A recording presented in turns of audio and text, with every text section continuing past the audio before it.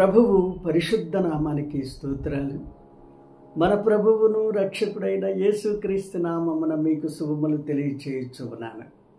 ఈ దినమందు పరిశుద్ధాత్మదేవుడు ఒక ప్రత్యేకమైన సందేశాన్ని మన మధ్యకు తీసుకురావాలని ఆశపడుతూ ఉన్నాడు.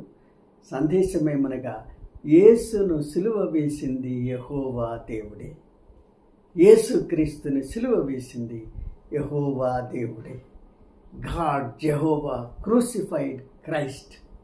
ప్రపంచవ్యాప్తముగా ప్రజలందరిలో ఒక అనుమానము లేక ఒక ప్రశ్న బయలుదేరుచు ఉన్నది. అదేమిటనగా, యేసుక్రీస్తు నిజముగా దేవుడైతే ఎందుకు ఇంతగా దూషించబడ్డాడు, ద్వేషించబడ్డాడు, ఇంతగా హింసించబడ్డాడు, గాయపరచబడ్డాడు, నీచాతి నీచమైన సిలువకు అప్పగించబడ్డాడనేటువంటి ప్రశ్న.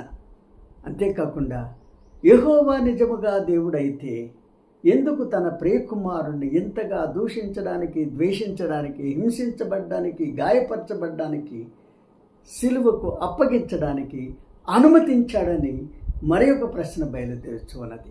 పరిశుద్ధాత్మ దేవుడు ఈ రెండు ప్రశ్నలకు మనకు జవాబు ఇవ్వాలని ఆశపడుతూ ఉన్నాడు. కనుక సిలువ ఆకస్మిక సంభవము కాదు, అది దేవాది దేవుని యొక్క అనంత తీర్మానమై ఉన్నది. సిలువ ఆకస్మిక సంభవము కాదు, దేవాది దేవుని యొక్క అనంతమైన తీర్మానమై ఉన్నది. పాత నిబంధన గ్రంథములో ఈ సిలువ ఛాయగాను నీడగాను, ఏ షాడో, ఛాయగాను నీడగాను మనకు కనబడుచూ ఉన్నది.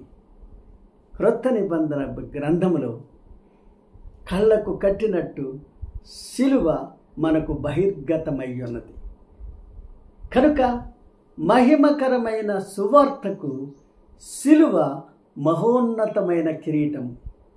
కనుక సిలువ సువార్తకు విలువను తెచ్చింది. సిలువ క్రైస్తవ్యానికి విలువను తీసుకొచ్చింది. ఒక బోధకునికి సిలువ లేకపోతే, బోధకునికి సిలువ లేకపోతే అతడు ఆయుధము లేని సైనికుడై ఉన్నాడు. బోధకునికి సిలువ లేకపోతే ఉలి లేని శిల్పి అయి ఉన్నాడు. సువార్తకునికి సిలువ లేకపోతే దీక్షించులేని వైమానికుడై ఉన్నాడు. కనుక సిలువ సువార్తకునికి విలువను తీసుకొని వచ్చింది. ఈ దినమందు పరిశుద్ధాత్మ దేవుడు ఈ సిలువ మహిమను గురించి 4 సత్యాలు మన మధ్యకు తీసుకురావాలని ఆశపడుతూ ఉన్నాడు. యేసుని సిలువ వేసింది యెహోవా దేవుడేనా అని మనతో మాట్లాడాలని ఆశపడుతూ ఉన్నాడు. మొట్టమొదటిగా ఛాయగా బయలుపడిన సిలువ మహిమ. మొదటిగా ఛాయగా బయలుపడిన సిలువ మహిమ, the glory of cross foreshadowed. ఆదికాండము 3వ అధ్యాయం 21వ వచనం మనం చదివినట్లయితే, ఆదాము అవ్వలు పాపము చేసి దిగంబరులై ఉన్నప్పుడు దేవాది దేవుడు ఒక గొర్రె పిల్లను చంపి రక్తము చిందించి దాని యొక్క చర్మముతో వారి యొక్క దిగంబరత్వాన్ని కప్పినట్టు మనం చదువుతూ ఉన్నాం. అక్కడ రక్తము సిలువను ఛాయగా చూపించుచూ ఉన్నది. రెండవదిగా ఆదికాండము 4వ అధ్యాయం 4వ వచనం మనం చదివినట్లయితే, కయీను హేబేలు దేవునికి అర్పించిన అర్పణలలో హేబేలు కొన్ని జంతువులను దేవునికి అర్పించాడు గనుక, రక్తము చిందించాడు గనుక ఆ రక్తము సిలువను ఛాయగా మనకు చూపించుచు ఉన్నది. మూడవదిగా ఆదికాండము 8వ అధ్యాయం 22వ వచనం మనం చదివినట్లయితే, జల ప్రళయము తరువాత నోవాహు బలిపీఠమును కట్టి కొన్ని శ్రేష్టమైన జంతువులను దేవునికి బలిగా అర్పించాడు. అక్కడ రక్తము చిందించాడు గనుక ఆ రక్తము సిలువను ఛాయగా మనకు చూపించుచూ ఉన్నది. అంతేకాకుండా అబ్రహాము ఏకైక కుమారుని దేవుడు బలిగా ఇమ్మనగా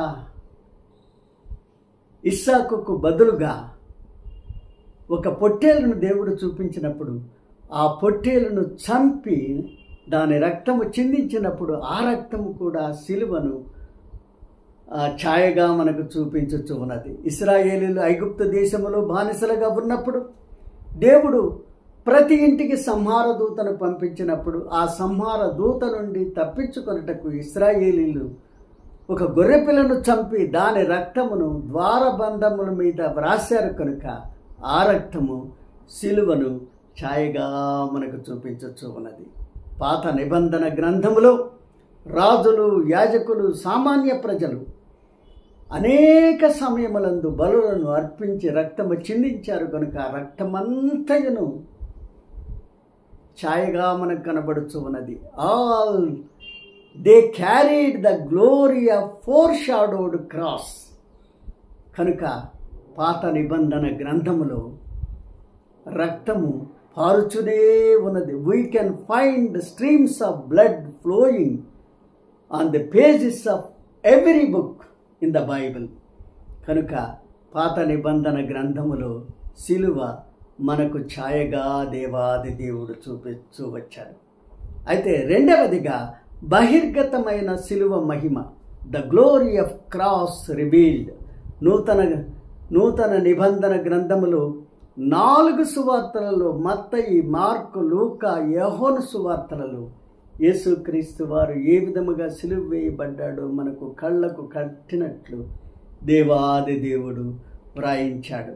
అంతేకాకుండా అపోస్తల కార్యములలో యేసు శిష్యులు, అపోస్తలు అనేక దేశాలకు వెళ్ళి సిలువను గురించి వారు ప్రకటించినట్లు మనం చదువుతూ ఉన్నాం. రోమీలకు రాసిన పత్రిక, కొరింథీ, గలతీ, ఫిలిప్పీ, కొలస్సీలకు రాసిన పత్రిక, తెసలోనికులకు రాసిన పత్రిక, తిమోతి, తీతు, ఫిలోమోను, హెబ్రీ, యాకోబు, పేతురు, యోహాను మొదలగు అన్ని గ్రంథాలలో కూడా సిలువను గురించి అనేక సమయములందు దేవాది దేవుడు మనకు వ్రాయించాడు. ప్రకటన గ్రంథములో మన పాపముల మన ప్రభువు జగత్పునాది వేయబడక మునిపే వధింపబడిన గొర్రెపిల్ల అని రాయించాడు. లూకాసు వార్త 23వ అధ్యాయంలో యేసును బంధించి అన్యాయపు తీర్పు తీర్చినట్లు రాయించాడు. లూకాసు వార్త 24వ అధ్యాయంలో యేసు మరణము, సమాధి, పునరుద్ధానాన్ని గురించి రాయించాడు. All the apostles, all his disciples carried the glory of cross throughout their lives. కనుక వారి యొక్క జీవితాల్లో క్రీస్తు యొక్క సిలువను వారు ప్రకటించుతూనే ఉన్నారు. కనుక యేసు క్రీస్తు యొక్క సిలువ క్రొత్త నిబంధన గ్రంథములో బహిర్గతమయ్యున్నది.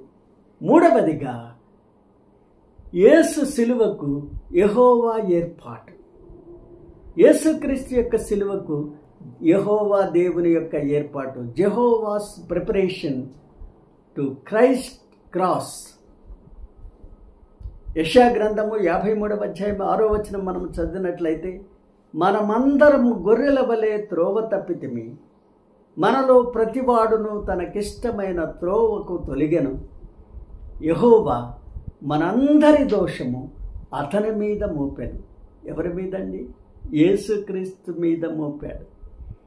మనందరి దోషము యేసుక్రీస్తు మీద మోపెను అని చదువుతూ ఉన్నాము. ఇక్కడ దేవాది దేవుడు సర్వమానవాళి పాపము నుండి, శాపము నుండి, రోగము నుండి, శిక్ష నుండి విడిపించడానికి యేసుక్రీస్తుని ఈ లోకానికి పంపించాడు కనుక యెహోవా మనందరి దోషము అతని మీద మోపెను అని చదువుతూ ఉన్నాము. యెషయా గ్రంథము 53వ అధ్యాయం 10వ వచనం మనం చదివినట్లయితే అతనిని నలుగగొట్టుట యెహోవాకు ఇష్టమాయను అని చదువుతూ ఉన్నాము. ఆయన అతనికి వ్యాధి కలుగ చేశాను, మన పాపముల కొరకు, మన శాపముల కొరకు, మన మీదికి వచ్చుతున్న శిక్షను తొలగించడానికి దేవాది దేవుడు తన ప్రియ కుమారుడైన యేసుక్రీస్తుని నలగగొట్టెను అని చదువుతున్నాము. పాపులందరి కొరకై తన ప్రియ కుమారుని మరణానికి అప్పగించుటకు దేవాది దేవుడు పస్కా పండుగ సమయాన్ని ఎన్నుకున్నాడు. ఎందుకంటే పస్కా పండుగ సమయములో దగ్గర 30 లక్షల ఇశ్రాయేలీలు అక్కడ చేరుతూ ఉన్నారు కనుక వారి సమక్షములో తన ప్రియ కుమారుని సిలువకు అప్పగించడానికి ఆ సమయాన్ని దేవాది దేవుడు ఎన్నుకున్నాడు. ఇక్కడ అపోస్తలుడైన పౌలు ఒక సత్యాన్ని మనకు బయలుపరుస్తూ ఉన్నాడు. అపోస్తల కార్యములు 2వ అధ్యాయం 23వ వచనము చదివినట్లయితే దేవుడు నిశ్చయించిన సంకల్పమును, ఆయన భవిష్యత్ జ్ఞానమును అనుసరించి అప్పగింపబడిన ఈయనను యేసుక్రీస్తుని మీరు దుష్టుల చేత సిలువ వేయించి చంపితిరి అని చదువుతూ ఉన్నాము. కనుక దేవాది దేవుని యొక్క తీర్మానము చొప్పున మీరు ఆయనను బంధించి సిలువకు అప్పగించారు అని పౌలు భక్తుడు మనకు బయలుపరుస్తూ ఉన్నాడు. God only permitted them to put Jesus to death.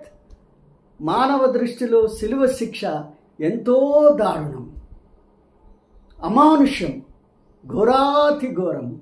అయితే దేవాది దేవుని దృష్టిలో సర్వమానవ పాప పరిహారార్థము ఇది న్యాయమయ్యున్నది అని దేవుడు ప్రకటిస్తూ ఉన్నాడు. All the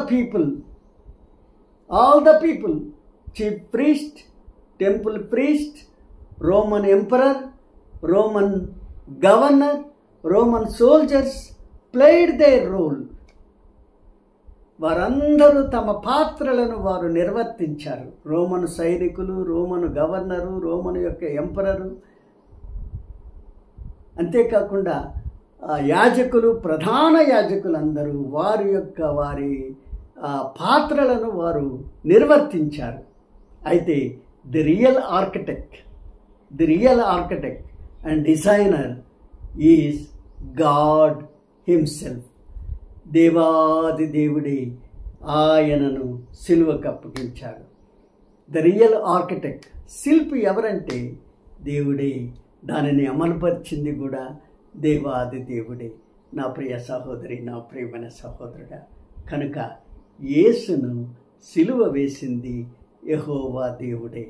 ఎందుకనగా మన పాపముల కొరకు, మన శాపముల కొరకు, మన మీదికి వచ్చుతున్న శిక్షను తొలగించడానికి పాతాళ ద్వారాలు మూసివేసి ఆ పరలోక ద్వారాలు తెరవడానికి తన ప్రియ కుమారుణ్ణి మన స్థానములో ఆయనను సిలువకు దేవాది దేవుడు అప్పగించాడు.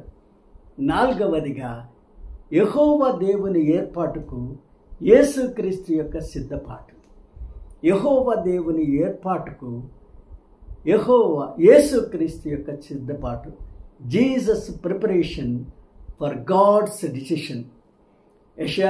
యెషయా గ్రంథము 53వ అధ్యాయం 10వ వచనం మనం చదివినట్లయితే అతనిని నలుగగొట్టుట యెహోవాకు ఇష్టమాయను, ఆయన అతనికి వ్యాధి కలుగజేసెను.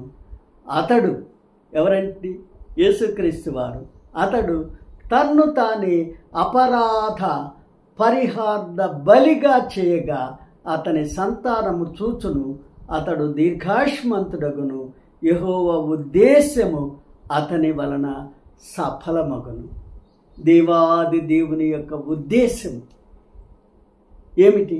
సర్వమానవుల కొరకై తన ప్రియకుమారుడు సిలువలో వేలాడుట దేవుని ఉద్దేశమై ఉన్నది. కనుక ఆయన సఫలపరిచాడు. తన్ను తానే అపరాధ పరిహారార్థ బలిగా అప్పగించుకున్నాడు. అంతేకాకుండా యోహాను సువార్త 10:18 యేసుక్రీస్తు వారు ఏమని చెప్తున్నాడో తెలుసా? ఎవడునూ నా ప్రాణమును తీసుకొనడు, నా అంతటా నేనే దానిని పెట్టుచూ ఉన్నాను. దానిని పెట్టుటకు నాకు అధికారము కలదు, దానిని తీసుకొనుటకు కూడా నాకు అధికారము కలదు. నా తండ్రి వలన ఈ ఆజ్ఞను పొంది తిని అని చెప్తూ ఉన్నాడు. ఎవడునూ నా ప్రాణము తీసుకొననేడు, నా అంతటా నేనే.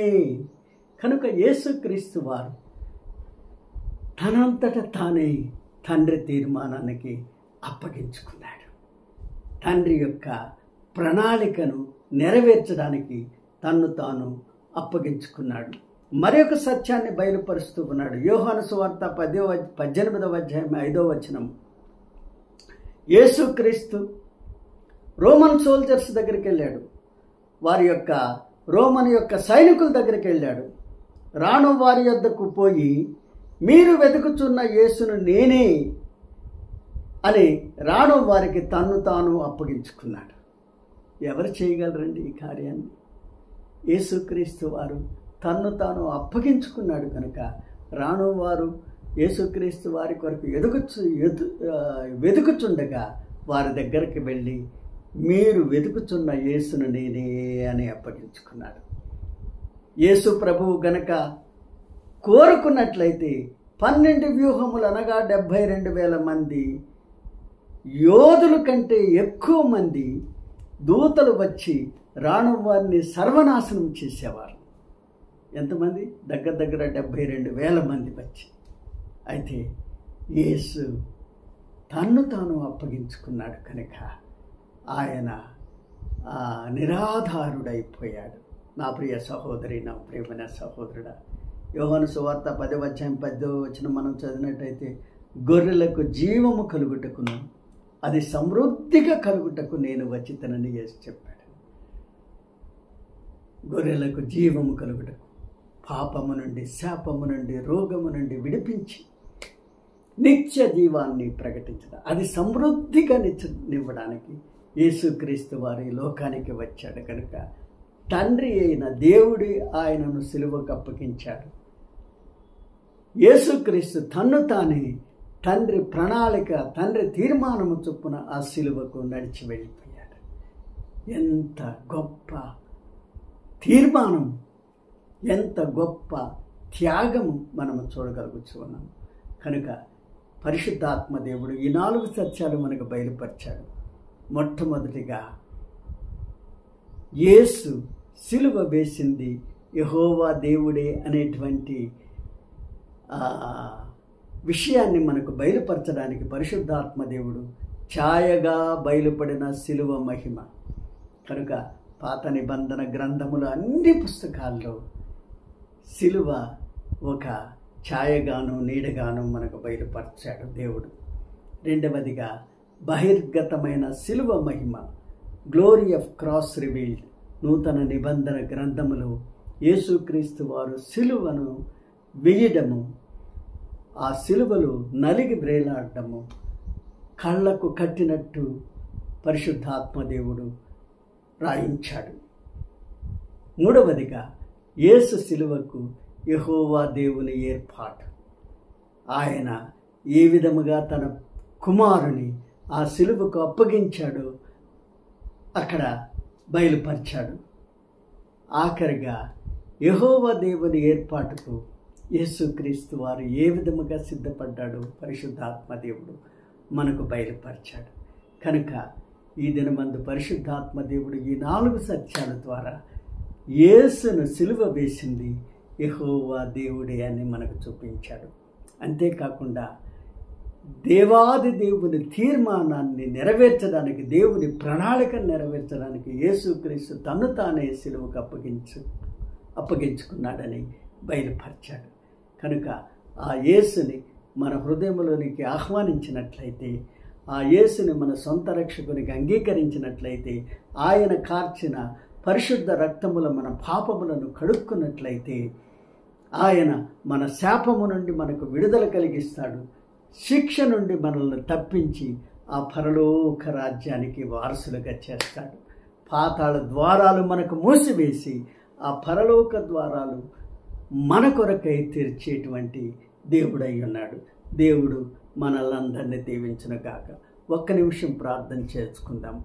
పరిశుద్ధుడైన దేవా, నీ పాదాలకు వందనాలు. అయ్యా, నీ బిడ్డలందరితో తండ్రి, నాతో కూడా మీరు మాట్లాడిన మాటల కొరకై వందనాలు. ఈ దినమందు తండ్రి, అయ్యా, యేసుక్రీస్తు వారి లోకానికి వచ్చి మా పాపముల కొరకు, మా శాపముల కొరకు, మా మీదికి వచ్చుతున్న శిక్షను తొలగించడానికి కలువరి సిలువలో మా స్థానంలో నలిగి వేలాడని గొప్ప సత్యాన్ని బయలుపరిచావు. నీకు వందనాలు ప్రభువా. మాకు అయ్యా నీ రక్షణ భాగ్యాన్ని మాకు అనుగ్రహించావు. నీకు వందనాలు.